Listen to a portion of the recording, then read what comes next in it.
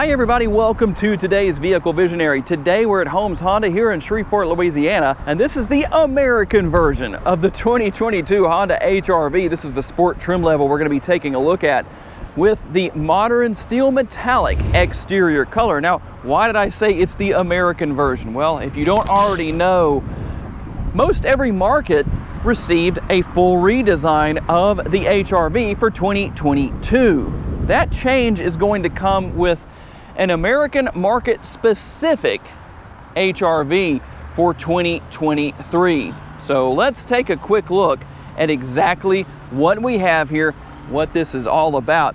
Two things that I think are very much noteworthy about the HRV. Number one, it's very easy to see out of. I can't say that about all of the competition of this particular model. And as you will see when we work our way into the interior, it's very versatile when it comes to the cargo area. So let's just take a quick look at exactly what we have here. Taking a look at the front end, I think the thing that's going to pop the most here is the fact that even on the sport trim level, you're going to find those fog lights on the lower portion of the front end right there. And I do like the overall look here. It does have a very sporty look, including the front spoiler right here. It really just seems to fit very well. 225/50 tire size at all four corners, wrapped around those black 18-inch wheels. Tell me what you think about the black wheels. Do you like that? I think it fits very well on this particular model with this exterior color, or would you rather see chrome? Obviously a lot of black trim all over the vehicle. That's going to help accent the modern steel metallic. Now you have power mirrors, but they're not power folding side view mirrors. However, you can adjust the position of the mirror via the buttons on the interior. That's going to, of course, be located right here on the driver's side door. Here under the hood, one of those controversial points of the HRV. So tell me what you think, especially if you're an owner. Do you think the 141 horsepower 1.8 liter four-cylinder is underpowered? It's made into a CVT transmission, or continuously variable transmission. The one big advantage is going to be this: it's going to be gas mileage. 28 miles per gallon in the city, 34 out on the highway, a combined total of 30. And according to Honda, for every 100 miles you drive, you should burn through 3.3 gallons of gas. And I will list the cargo numbers on the screen because they are rather plentiful, like quite a few variations in that respect. And it's going to be really hard for me to show because of the fact that I'm only going to be able to use one hand. But there is a spare tire located under the floor here, just so you know. You saw the undercarriage shot, and so obviously you know it's not located underneath the vehicle. Now, to maximize cargo space, of course, you can lower these 60-40 split rear seats. I'm going to just lower one side.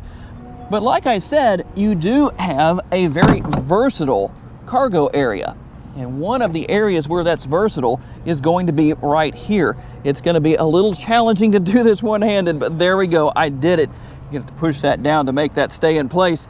But obviously, you can not only lower the seat backs, but you can raise the seats themselves and have even more cargo space. So if nobody's sitting in the back, or maybe they're just on one side, here is additional space. I'm going to put this back down just so I can show you what's here. Of course, showing the door bins, not very large, but, well, I don't know if you would expect very large door bins, but you still have some space in there for a water bottle or snacks or whatever. And a mat pocket here on one side. Tell me down in the comments again, do you think there should be a mat pocket on both sides?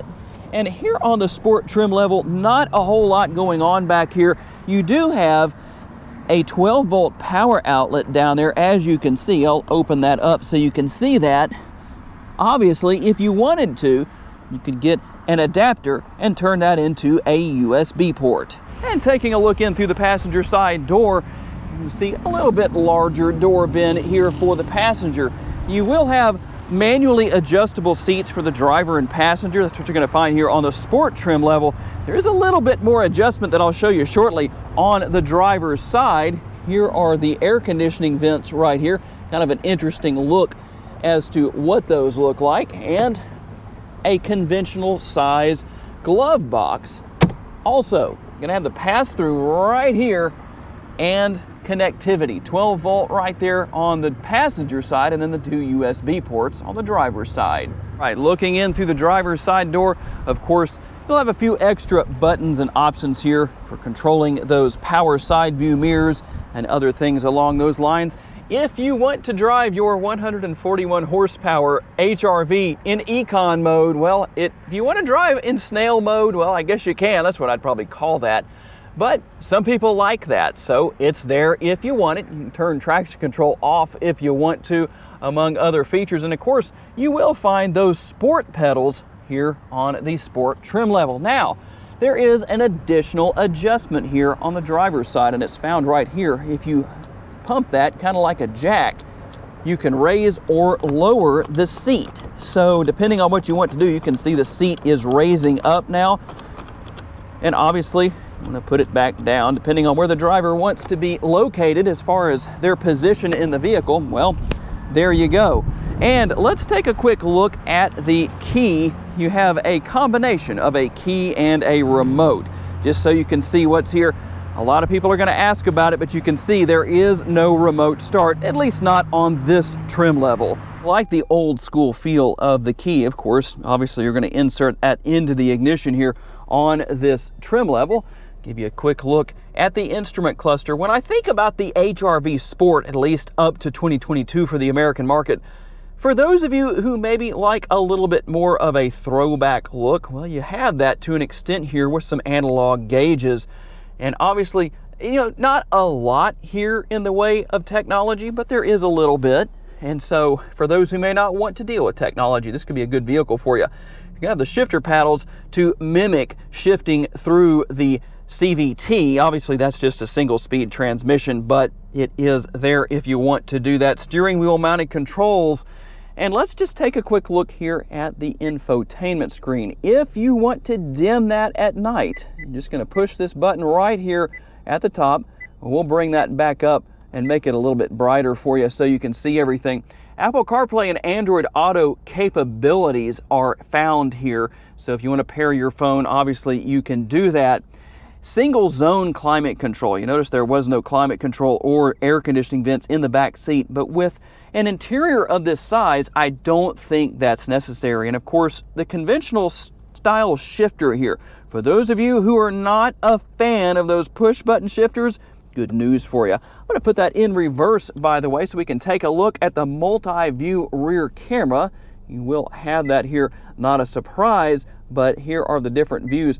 You might wonder about that. Is that available on the trim level that we're looking at today? It's actually available on all vehicles. It was required to be on all vehicles across the board in the US by 2020. So that should answer that question. And right here, first thing I want to look at is the center console. So let me see if I can get that open. There we go. Hard to do this one-handed sometimes. You might notice there's not as much space here. But you know what? You have the multitasking cup holder area right here to help make up for that. How does that work? Well, let's move some things into place first, just so you can see how everything works. You can put all your cups and stuff like that in there, depending on the size of what you need to have. Then you can push these areas down. And if you wanted to use this as just nothing but storage, well, you can remove this piece, and then you've really more than doubled the size of the console. Okay, as we hop out on the road here, one thing I said earlier, the HRV has a pretty solid horsepower to weight ratio. I realize that 141 horsepower, especially in this day and age, just does not sound like a lot, but I'm not having any trouble getting down the road, getting up to speed. The speed limit on this road's only 45 miles an hour, so I didn't really have to push too hard to get there. But I don't necessarily have the experience of having other passengers in the vehicle, maybe a decent amount of cargo in the rear cargo area, but I don't think it's going to be a big issue. For me personally, I feel like for people who want to buy this model of vehicle, this model of Honda, I think that 141 horsepower is probably going to be enough to get the job done for them. It's not as if they're going to be hauling a lot of heavy cargo and all that kind of stuff on a regular basis. I don't think it'll be an issue. A big advantage is the size of the HRV, and that's obviously going to work very well in large cities, a lot of traffic maybe, especially if you live in a city where the parking is very tight. I know I've been certain places where there's a lot of parking spaces available, but the space between each row of parking spaces is unbelievably tight. I just don't know how people with large vehicles such as dualies and F-250s, trucks and things like that can fit. Now that we have the opportunity here, I'm going to go around some of this traffic. Now you do get a little bit of noise from the engine, but in some ways that could be beneficial. It's an interesting thing to think about. If you've never driven an EV or an electric vehicle such as a Tesla, anything that's all electric, then you've never had the experience of what it's like to not have that sound of the engine. It just does something to you psychologically, I think. And essentially having the sound of the engine here, and even though, you can get a little bit more than you might in some vehicles, it really kind of helps to maybe feel like you're moving faster than you are. As funny as that might sound, that's just the thought that I have on this particular situation. But overall, I think anybody who might want to buy an HRV is going to be very happy with what they get. It will be very interesting to have a first-hand close-up look at the 2023 model. So I'm curious, are you gonna buy a 2022 HRV if you live in the American market, or wait for the 2023? Tell me why you're gonna make the decision you decide to make, and what trim level do you ultimately want. Gotta say a special thanks to my friends here at Holmes Honda for loaning me this HRV for the day, and all of you for giving me the opportunity to give you a vision for your next vehicle. If you enjoyed this video, make sure to check out another of the videos that is on the screen right now, and I will see you there.